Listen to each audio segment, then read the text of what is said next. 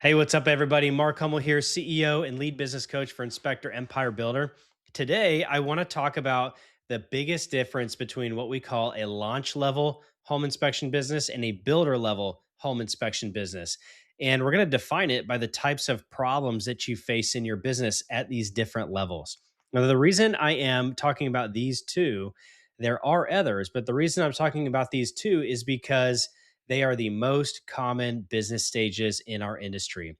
And what they represent are solopreneurs over in the launch segment of the industry and what we call builders, which is 1 to 4 inspectors in the builder level of the industry. Now, in case you heard that correctly, you might be wondering why I said builder level is 1 to 4 and launch is solo.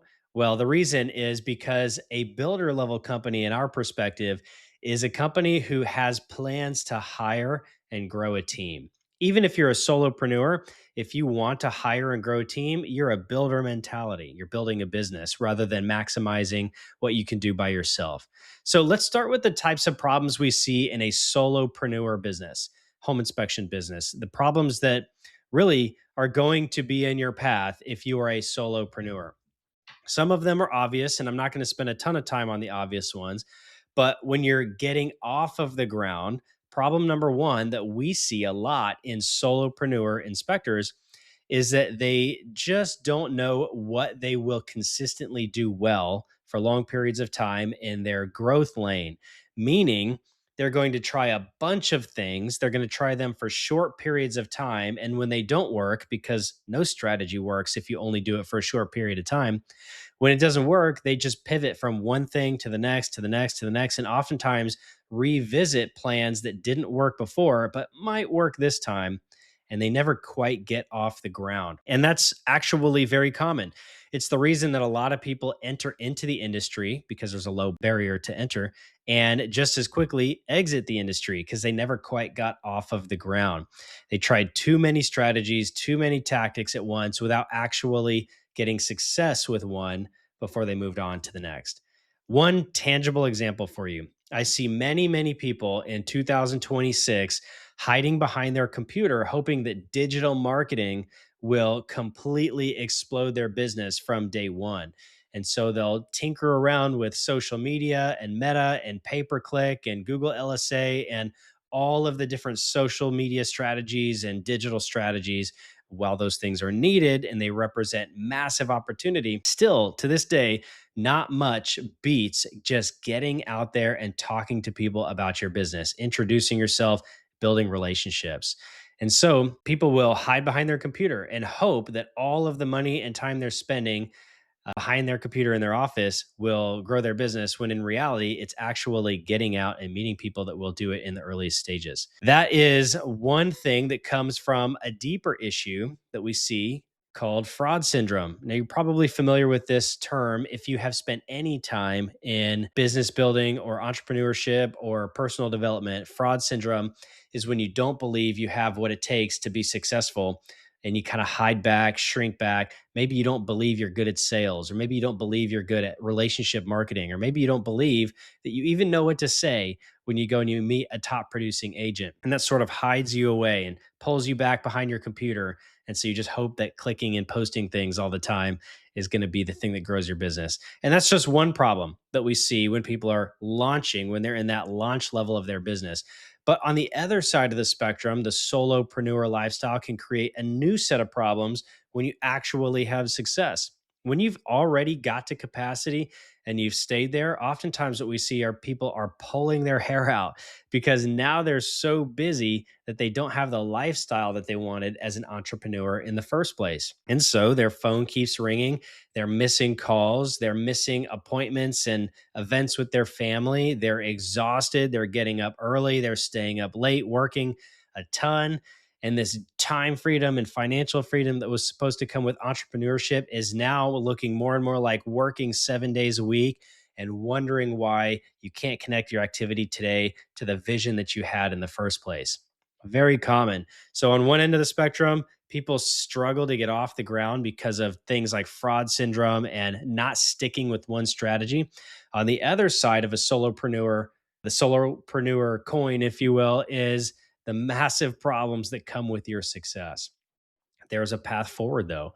In that launch level of business, you can put systems and processes in place to make you really efficient in your service, operations, and growth divisions of your business.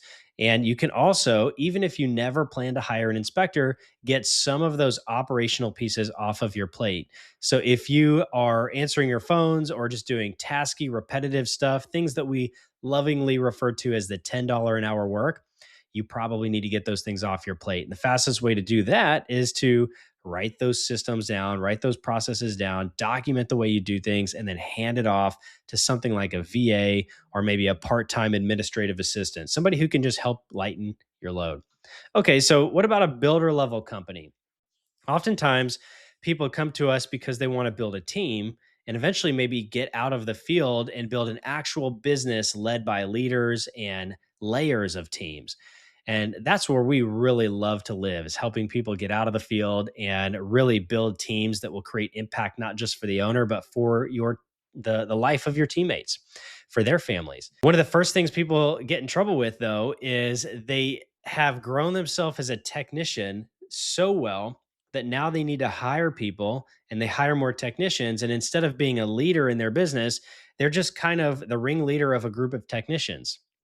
And that's not the same thing.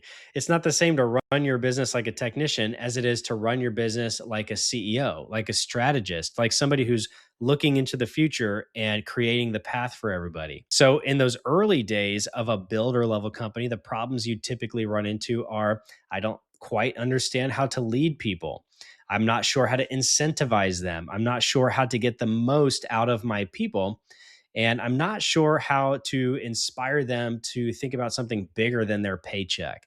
And because of that, you just kind of fall to the level of technician in your mind, in their mind, and your business never rises above the level of proficient technician. That's one side of the spectrum. All the way on the other side of the spectrum, when you're building a team, you run into things like, well, now I've outgrown my team. I've developed myself so well that I'm looking at my team going, are these really the people that can take me to the next level, take my business to the next level?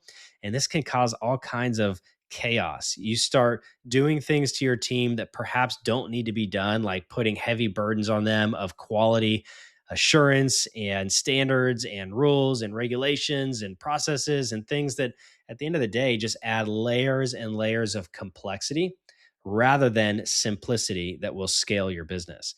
And so the biggest difference between a solopreneur, a launch level business, and a builder level business is that in our mind, a launch level business is somebody who's working to get to capacity. That's their pain point.